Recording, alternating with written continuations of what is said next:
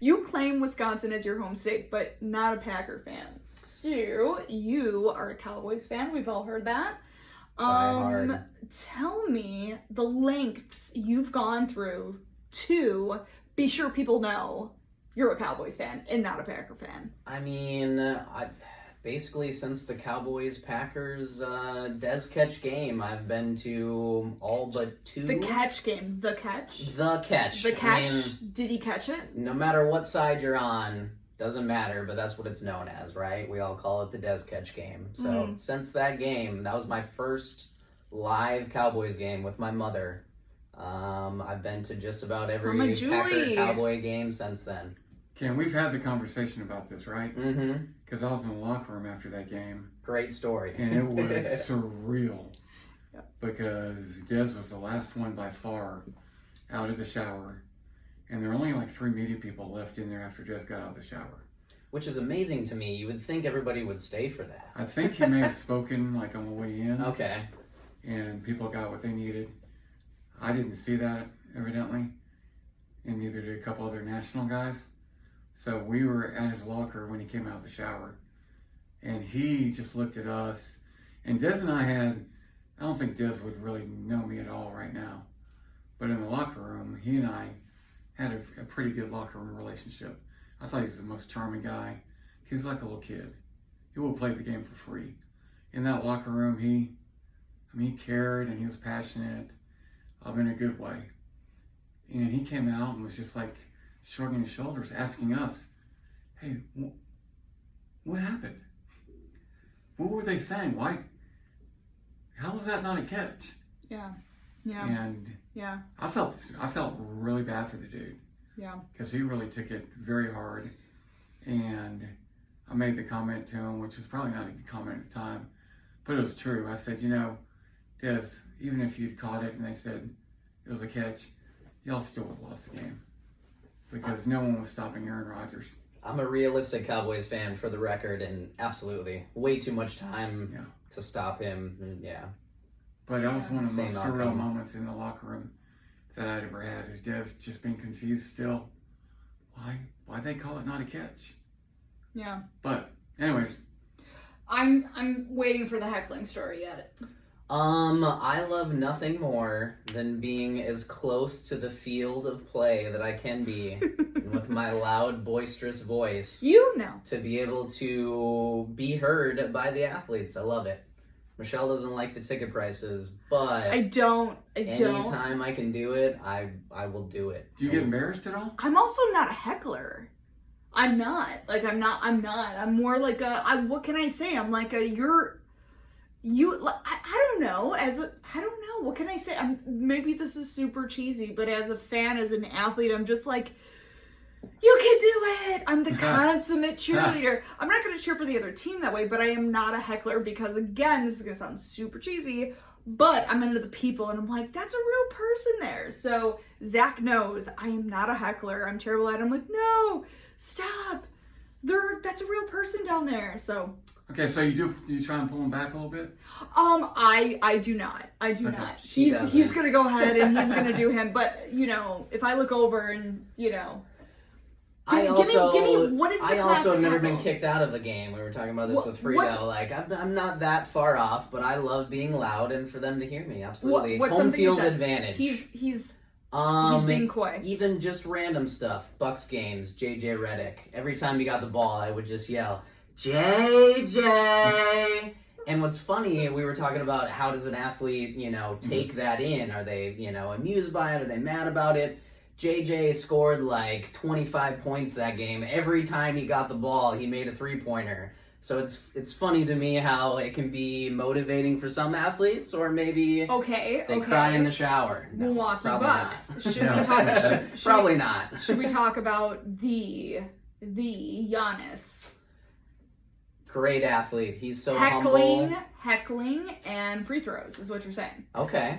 It affects different athletes differently. Yeah. I mean, he went through a phase there, especially in that playoff run where it was in his head.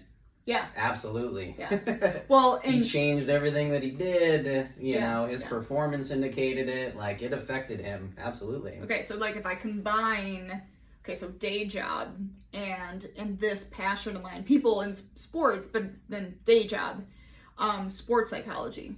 It's a really big deal. And if you sit there and you're watching Giannis, I sat there and like, it's funny. It's like, this is why I don't heckle, because I'm going like, I know the turmoil that's going through your entire body, knowing, like, you know full well what's on the line, what people are thinking, and to get that out of your mind is incredibly difficult.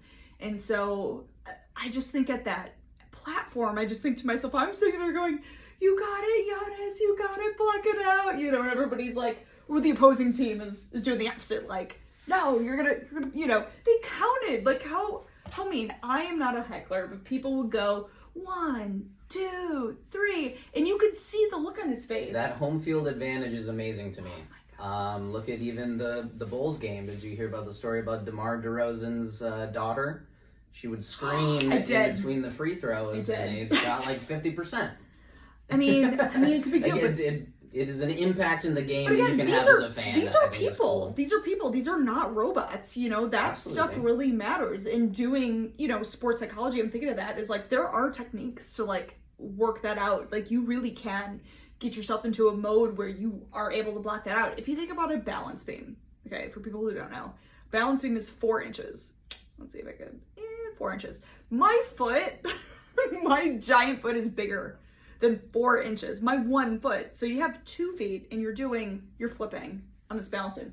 Now imagine that you're in a stadium and they're not like telling the fans, like tennis, like, shh. No, like, you can be on the Olympic stage doing this trick on a balance beam that's 4 inches. Your 1 foot is the size of the entire beam, and there's fans. They can say and do whatever they like. There's no shushing. And so to be able to like knock that out and push that out of your mind. And then I think of the NBA and what Giannis is going through listening to this. Like, you guys, that is incredibly difficult. That's difficult for anybody, let alone Giannis. I mean, it's difficult for anybody. It's Giannis, but everyone else. But they really picked on him recently. Definitely the setting as well, too. I think with how you've brought this up a bunch of times, with how close you sit at NBA games. Oh my God, it's crazy. So close. Compared to football, you're in this big stadium. You know, when it's quiet, they can hear you, but when the game is going on and the plays are only so long, it's so loud. The player across from you is heckling you in football. Yeah, there you go. Okay. So you played football. Tell me about what that's like. Heckling, you don't hear a teammates. Thing. Like when the game is on. I've heard like between like football and then also track too. Like, it's so short that. Yeah, you have to really block that out. But if you imagine like an NBA game, like. It's like a combo. It's like super silent, but then one person talking about the daughter and how loud that is, and it's piercing. You know, that's really tough to do. But I was going back to golf, and I'm thinking about golf, and I'm thinking about this. Last year was Club Corps, but this year it's Invited Celebrity Classic, Las Colinas Country Club. And I'm thinking, like, you go there and you're like on the, like, as a spectator, you're there on the ropes. If you've never been to a game before, a tournament, look at me, I don't golf, but so I'm standing there and you really, you know, it's the decorum is that you're quiet, and they do put out the paddles and they're like, shh, quiet. And I think to myself, like, how nice people follow the decorum. I'm like, oh, shh, you gotta be quiet. But isn't that interesting with sports? It's like so much of what you're doing really does depend on spectator, I guess, decorum? Is that the right word for it? But it's tough stuff. What can I say? Absolutely. Yeah. If I go back to this box, which is, I don't know. I just look at this box and I go, look at all these people. 5,000 cards in that box. 5,000 cards in this box. There's one poking out. I'm just going to grab this one. I can't help it. All right. So, Cole Anthony, Orlando Magic. Let's take a look there.